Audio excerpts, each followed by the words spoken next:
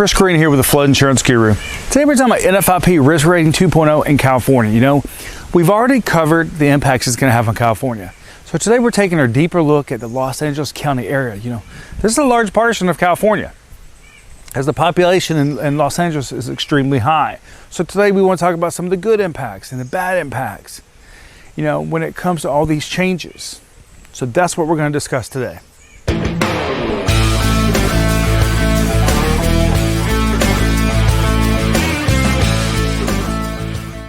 When it comes to Los Angeles County, the good news is about 7% of current policyholders could be looking at immediate decreases right away. That's great news. You know, you'd probably be looking at $0 to $10 decrease on your flood policy.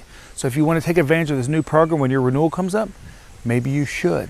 The bad news is that more than 80% of current policyholders could be looking at increases of $0 to $10 or $10 or more per month.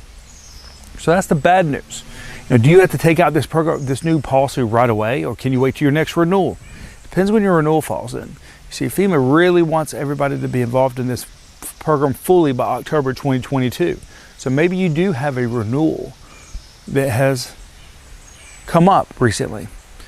Look at it and make sure that you qualify, because it may be that you don't have to take on those necessary expenses until the following year.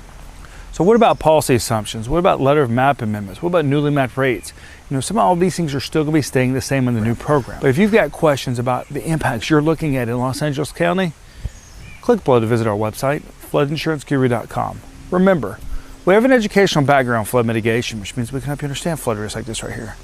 Your flood insurance and mitigating your property long term. Thank you.